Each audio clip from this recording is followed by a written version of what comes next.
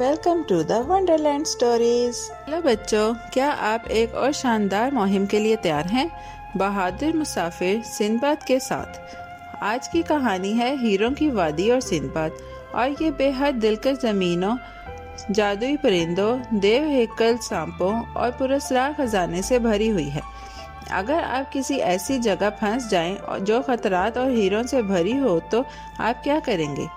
تو آئیے اس کہانی کو سنتے ہیں اور مزہ لیتے ہیں۔ سندباد اور اس کے ساتھی اپنے سمندری سفر کے دوران ایک جادوئی جزیرے پر اترے۔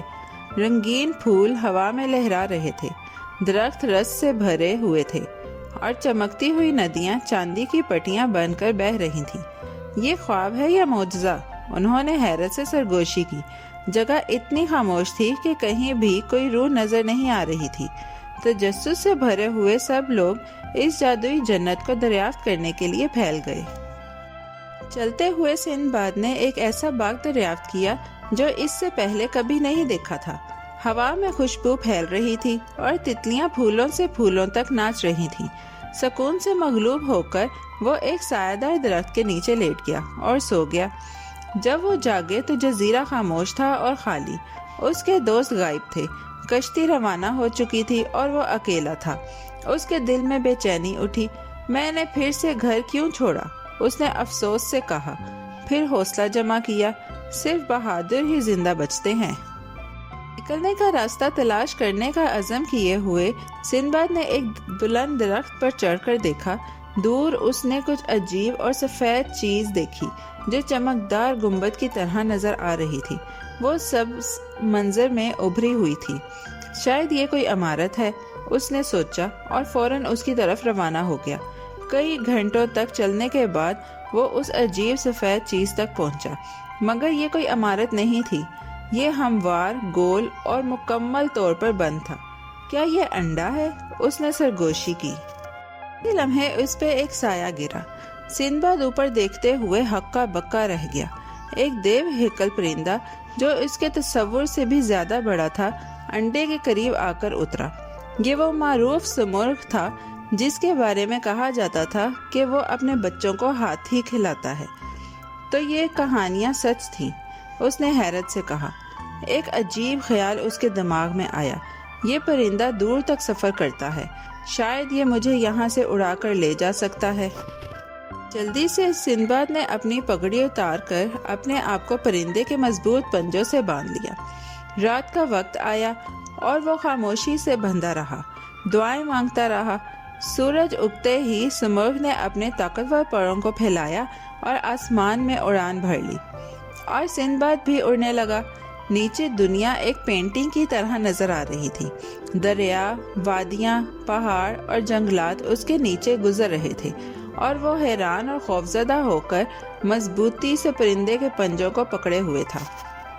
ہمیں گھنٹوں تک پرواز کرنے کے بعد پرندہ اچانک ایک چھپے ہوئے وادی میں غوطہ لگاتا ہے جس کے چاروں طرف کھڑی چٹانوں کی دیواریں تھیں۔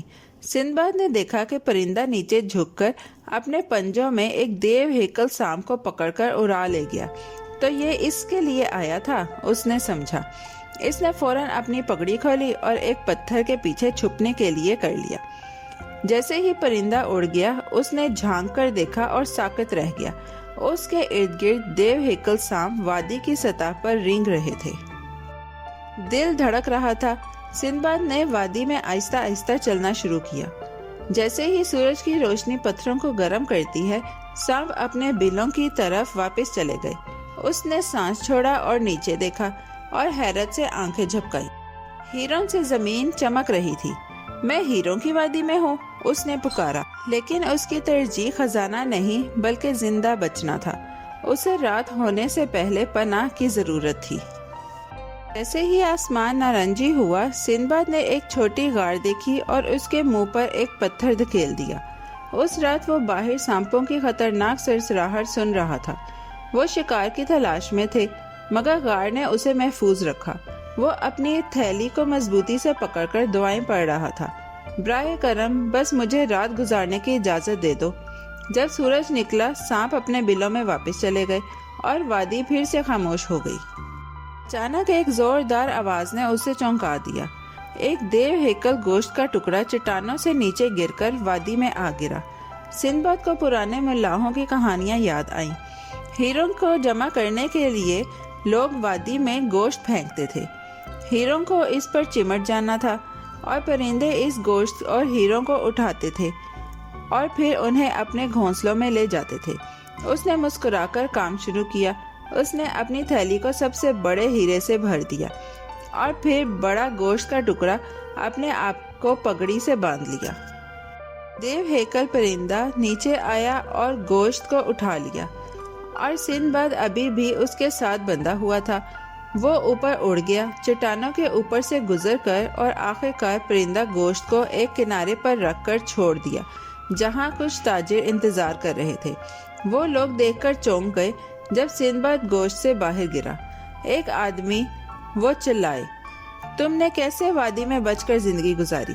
سندباد ہنستے ہوئے بولا، یہ ایک طویل کہانی ہے، مگر یہ سب اللہ کی مہربانی کا کرم ہے۔ اس نے ہر تاجر کو ایک ہیرا تحفے کے طور پر دیا اور باقی ہیروں کو ایک بڑی رقم میں بیچ دیا۔ سندباد ایک بار پھر اپنے وطن واپس آیا، محفوظ، دولت مند اور زیادہ دانا، مگر ہیروں سے زیادہ وہ اپنی بہادری، تیز ذہنی سوچ اور ایمان کی وجہ سے بچا۔ بچوں، ہم اس مہم سے کیا سیکھتے ہیں؟ سب سے خوفناک وقتوں میں بھی اگر آپ سکون سے رہیں، اپنے آپ پر ایمان رکھیں اور دماغ کا استعمال کریں تو آپ کسی بھی پریشانی سے بچ سکتے ہیں۔ سچا خزانہ صرف جواہرات میں نہیں بلکہ بہادری اور اعتماد میں ہے۔ پیارے بچوں، کیسی لگی آپ کو یہ کہانی؟ ایسی ہی مزیدار کہانیاں سننے کے لیے ہمارے چینل کو لائک، سبسکرائب اور شیئر کرنا مت بھولیے گا۔ Bye bye.